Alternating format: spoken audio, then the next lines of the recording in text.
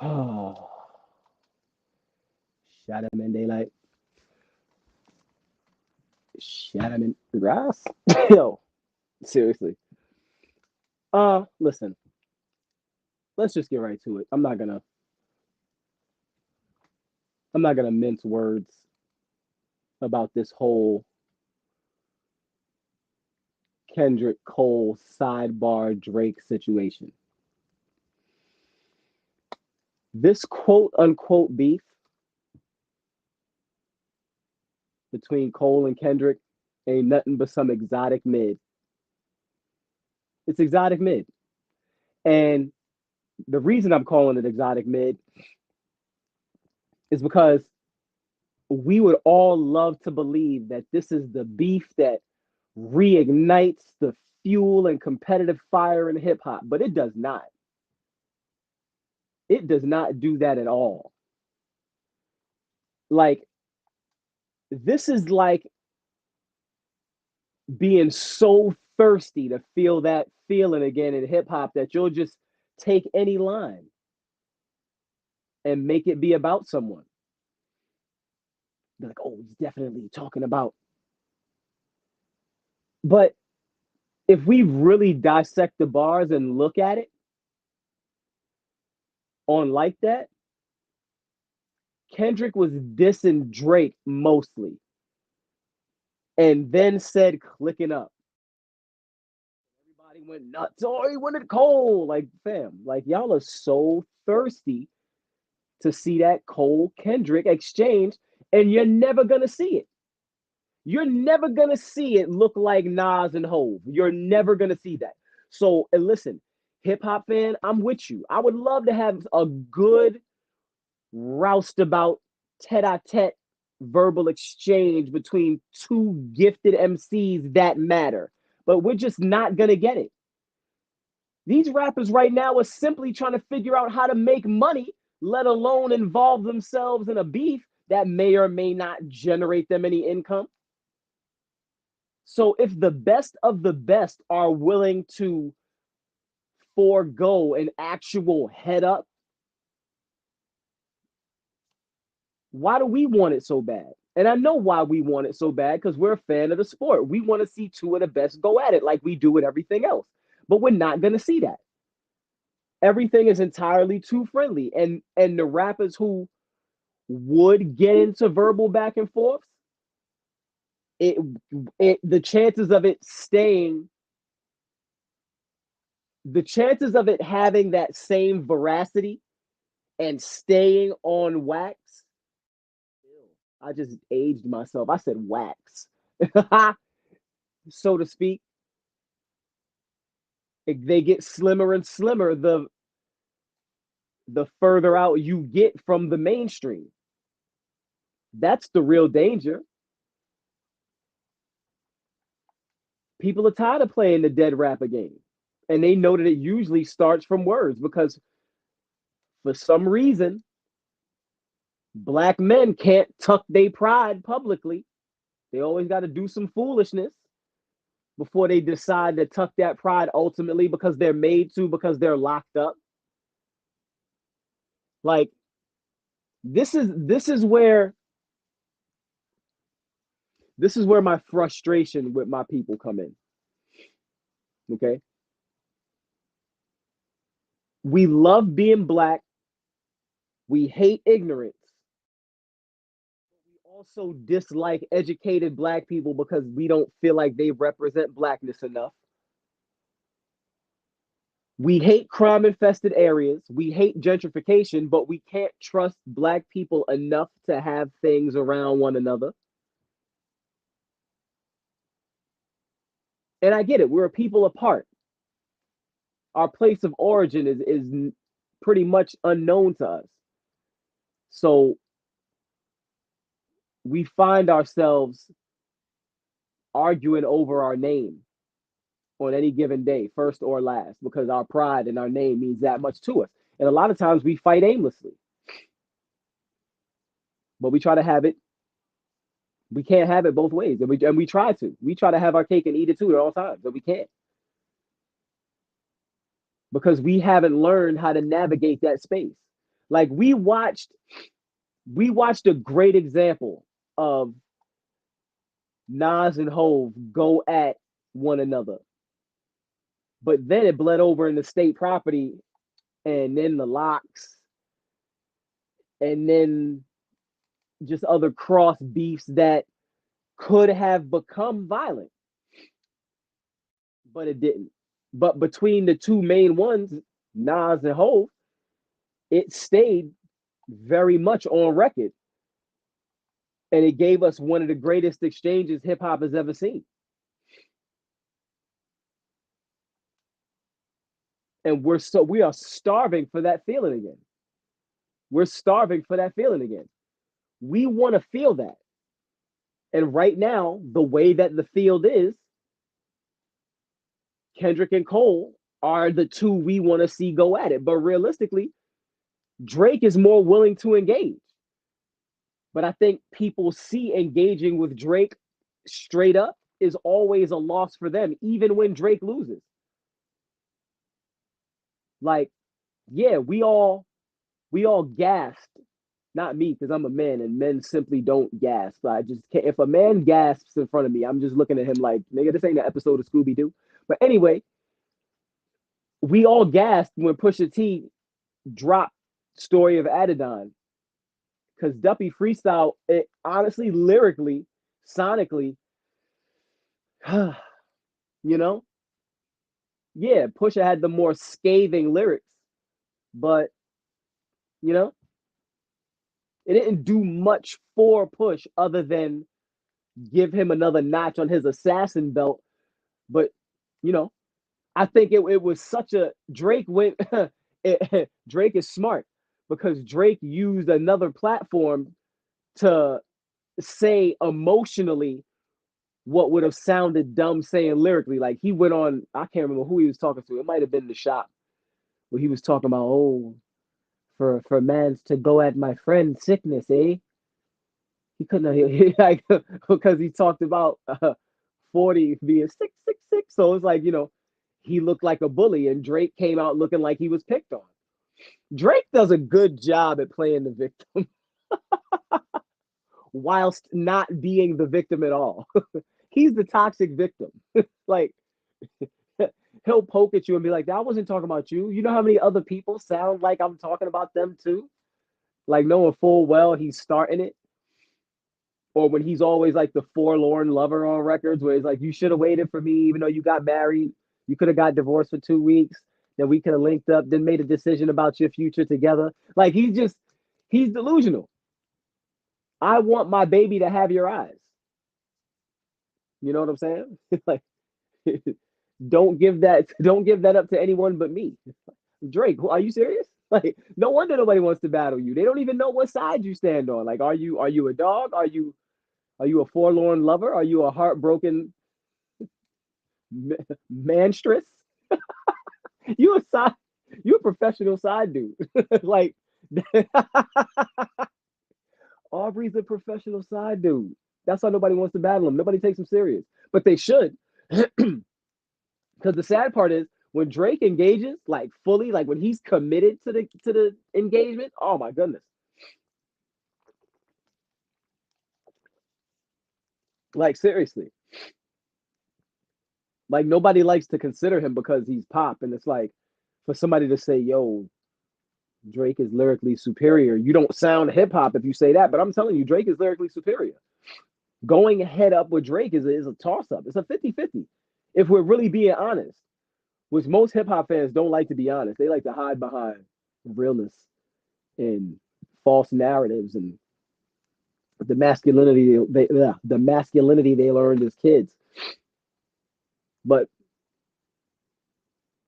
all's fair in love and war, and hip hop is an ongoing war for who's going to be number one. And the fact of the matter is, ghostwriting allegation aside, Drake performs rap music better than a lot of guys out there right now. That's the facts. When I clip this, because I will, and I said Drake performs rap music better than a lot of guys out there right now, do you know what my comment section is going to look like From you ignorant dudes who don't know how to listen, same ones who still out here arguing over female friends.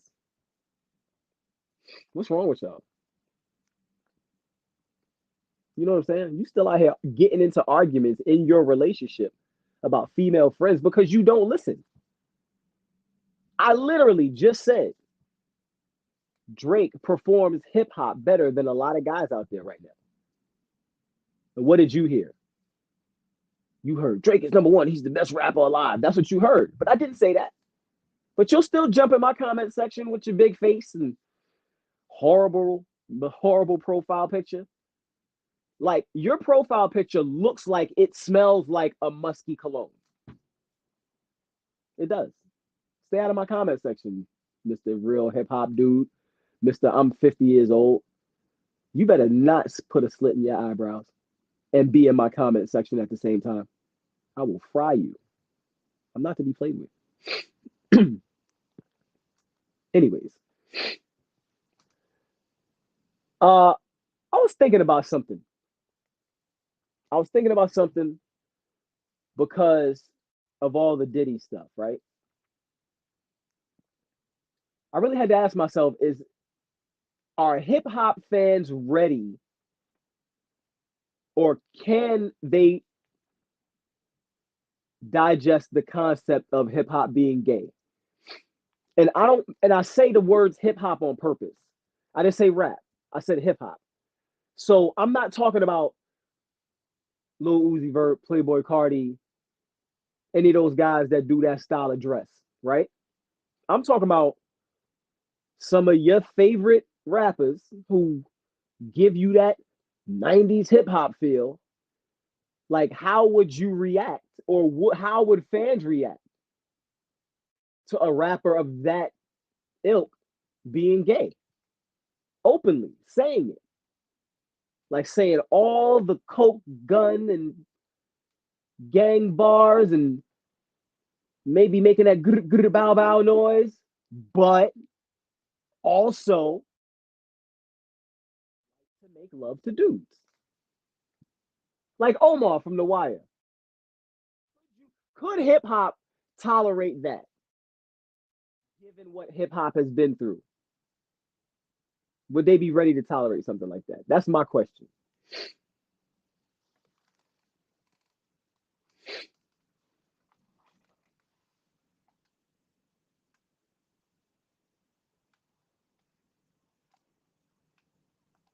Meanwhile, y'all out here feeling bad for Cardi B because she's having an emotional breakdown because she's rich and divorced.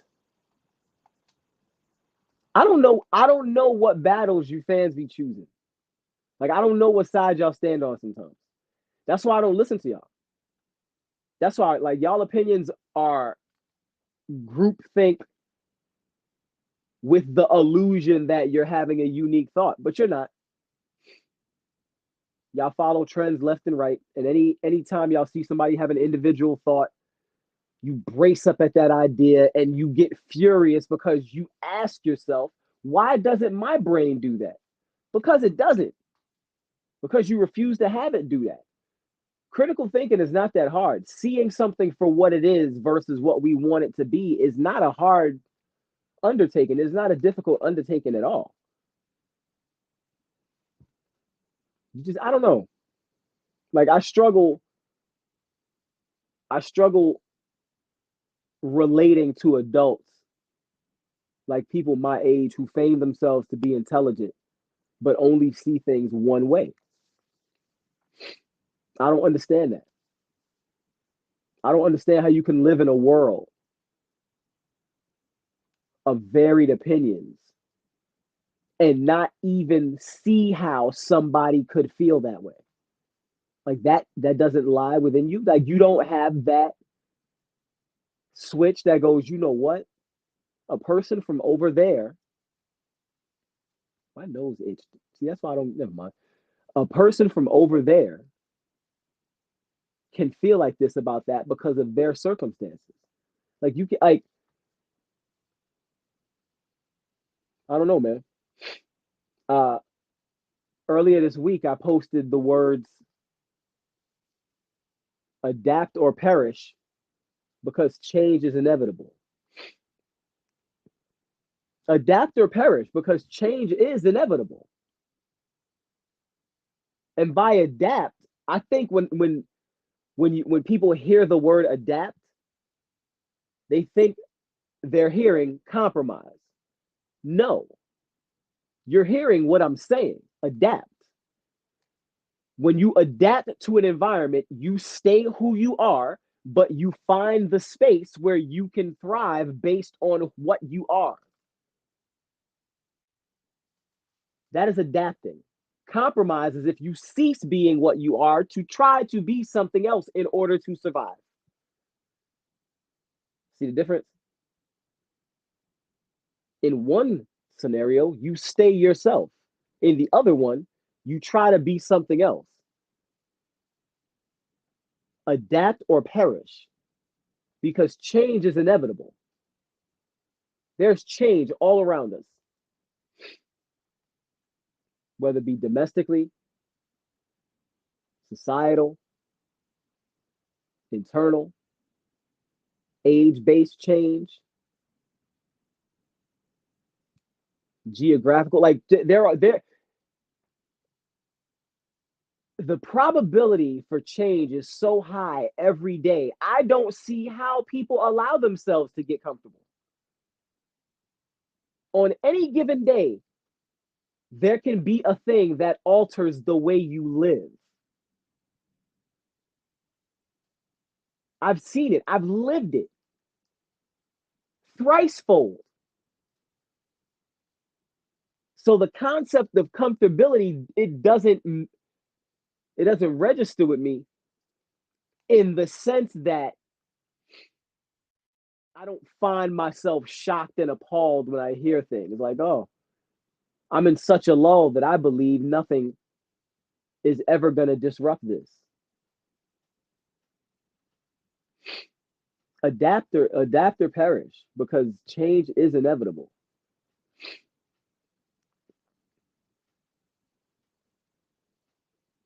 Like my life in the last 6 months has changed drastically. And 6 months before that, there was change in that too. Drastic. The crazy thing is 6 months before that, there was also drastic change. Like, I'm sure each and every one of us can do that. At any moment, life can offset us. We just have to be prepared. Your level of acceptance is your own. But what I will say is people struggle finding acceptance because they never saw the thing that happened upon them as even possible. I'm gonna be real with you. I don't like the way I'm holding this bottle. Like I feel like I'm holding it like some sort of primate. It's not making me feel good. Anyway, like these are just things that I think moment to moment.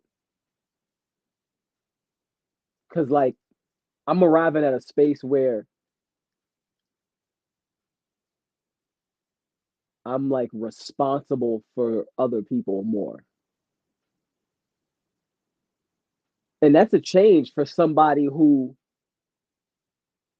is so used to in like when you because again adapting when you no longer when you only have to be responsible for you for a certain amount of time and then all of a sudden you're responsible for a bunch of people, that could be a little jolting. It's a little overwhelming in my mind. I don't know.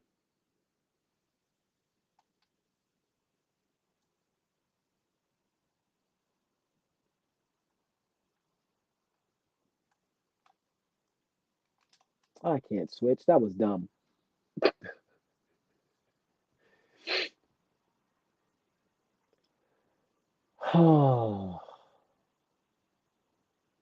I think that's really all I wanted to do.